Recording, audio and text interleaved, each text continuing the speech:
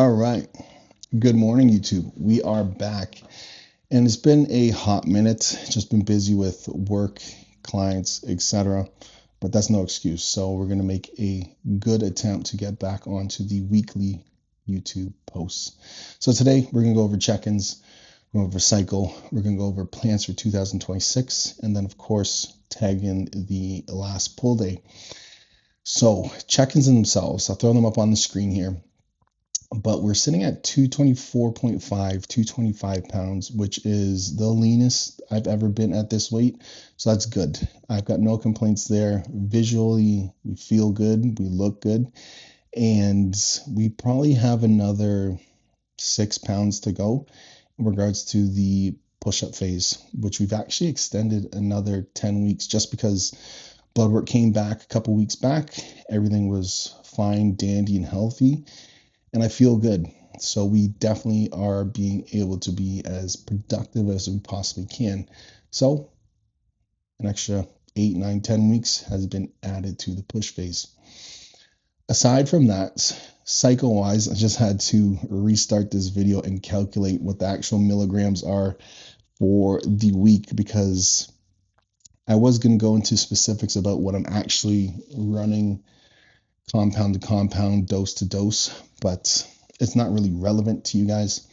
But as a whole, we are using test and mass, primo as well. And between the three of them, we are at a total of 2.7 grams per week, which again is the most I've ever used. But at the pro league, you kind of have to push limits if you're not genetically gifted. And I'm definitely not genetically gifted. I spoke about this in past YouTube videos or on my Instagram page. My mom's side's tall and skinny, which is good. And my dad's side is short and brown. Not so good. So I kind of fall somewhere between the middle, but I was a chunky kid up until I was probably 14 years old, 15 years old. So grade 9, I kind of lost all my weight just before I got into high school. So again, I do have to push slightly more than most. It is what it is. But all health markers come back fine and healthy, so there's no complaints there. So I've got no issues with extending the cycle length in itself. And we'll still do blood work again, probably in the next 5, 6 weeks, just to ensure everything is moving safely. And we're at the top dose already, and we got our blood work checked at the top dose. And I was probably there for 4 weeks already and no issues at all. So everything's fine, healthy, good. So we just progress and proceed from there. But in regards to the 2026 season, as of right now, we are shooting for Toronto Pro, Chicago Pro, and then Vancouver Pro. So 3 shows back to back, essentially. I think there's maybe a 3-week gap, 2 or 3 week gap between one of the shows, and Chicago and Vancouver are back to back weekends.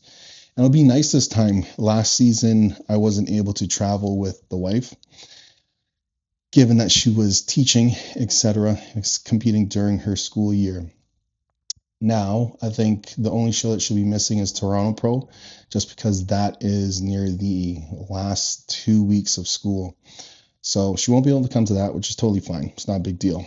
But Vancouver and Chicago, she'll be at, which will be good, because traveling on your own definitely can be fun. But when you are mentally depleted, it can be challenging. For example, last year I had to fly to,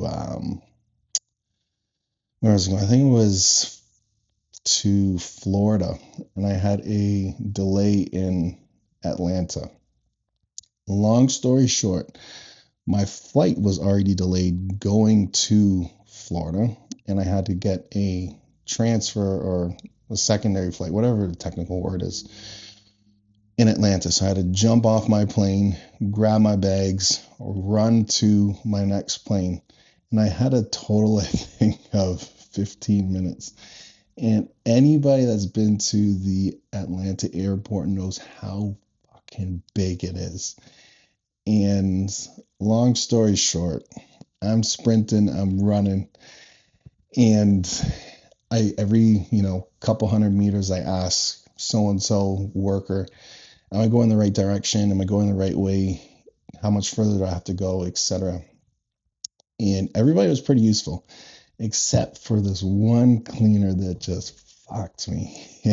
And he's like, yeah, just jump on the said like a train in the building. It was so big. He's like, jump on the train, it'll be quicker than running. Just make sure to get off at stop XY 2.2. So I got off at stop XY 2.2. It took me outside of the airport and I had to go back through security, get checked in again. Thankfully, the pilots on my first plane that was delayed because he felt bad called all of the flights that were within like a 15-20 minute gap of taking off. Called each and every single pilot, and I don't know what he did, but he was able to pause my plane and I assume all the other planes from taking off. And by the time I got to my gate, I was actually the first one to get to my gate that was on my plane. There's another 3 people.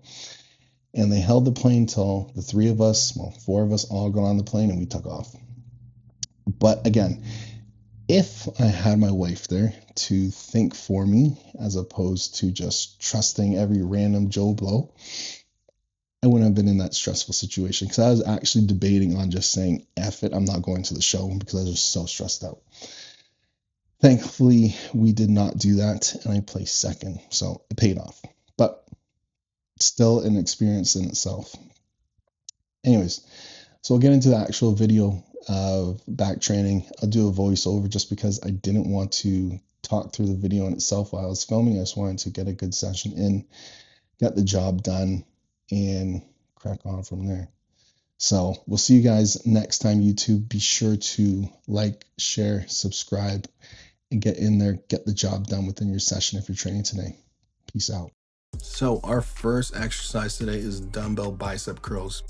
Now, limbs for me are a weakness in my physique, so we've been raising the actual frequency of us training arms in itself, and that being every single session, if it be biceps or triceps.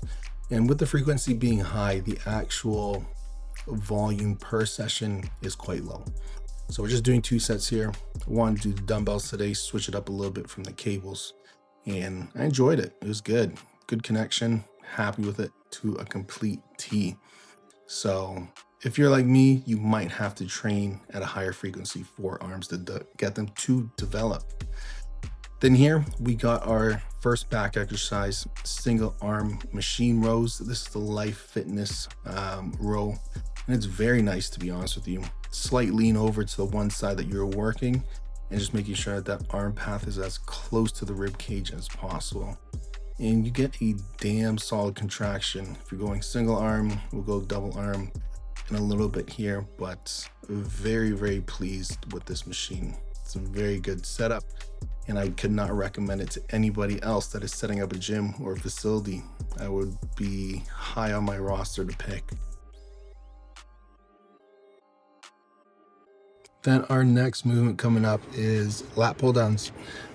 Narrow grip for me, 2 sets, low regarding the reps in itself, 6 to 8 reps each. Keeping tension on the lats throughout the whole time and not fully extending is key. Then we go back to the Life Fitness machine row. And again, I do not fully extend. I want to make sure I keep as much tension on those lats, whatever back exercise I am doing. And keeping that arm path as close to the body as possible is money. It's a must if you are one to really suffer with connecting to your lats. And then here, the first time I ever trained without a shirt on. And mind you, I train in the gym before it even opens up, so I don't feel any type of way doing this. So we're going to get into a dumbbell shrug, and this goes immediately after the chest supported dual arm row. So essentially, as soon as I'm done that second set of the chest supported row, run right on over to either the dumbbell or the Smith machine, whatever fancy for that day. Been doing the Smith machine for quite some time now, so I just kind of wanted to swap it around and get in with some dumbbells. So we got one set here of dumbbell shrugs. Super easy. Making sure that you really try and hold that contraction at the top is key. You know, a lot of people just toss these things up like it's nothing. Great, cool, but if you're not actually engaging your traps and you're not seeing those things grow, there's an issue. Slow it down, go lighter in regards to the weight in itself, and really try and get those traps to kiss those ears. That is where you're going to grow, and that is where you're going to see the most results for trap training, at least.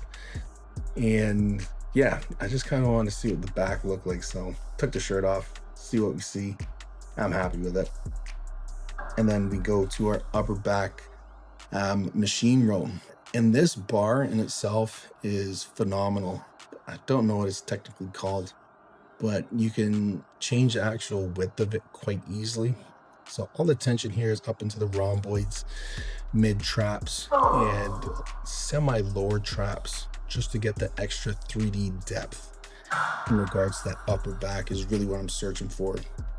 And of course, ending off with our second bicep exercise. This is 2 sets. First set is just a normal straight set. Then the last set is going to be a rest pause set. So for those that don't know what a rest pause set, the way that I run them at least is essentially using the same weight that you did for your first set, or slightly lighter. And then what you're going to go ahead and do for your rest pause sets is create 3 mini sets with about 10 to 15 seconds rest in between, just to catch your breath. Allow the blood flow to semi slow down a bit in regards to building up into the tissue that you're training. Then you get back into it. And one thing I've noticed, if you watch this, I do have the burps near the end of my session, just depending on how quickly I actually got all my fluids in, because I do drink 1.5 liters of water throughout each and every single session, just to make sure that I'm hydrated, but also to move the carbohydrates between, I shouldn't say between, but throughout my session itself, just to make sure that cellular hydration is there and the carbs actually have some fluid to be shuttled around with. Because if you are drinking, you know, even 25, 30, some people are going up to 80 to 100 grams of carbs in their sessions. If you do not have a sufficient amount of fluid to help support that, it's just going to sit in your gut and you'll be massively uncomfortable. And then of course, our very last exercise here being the reverse flies.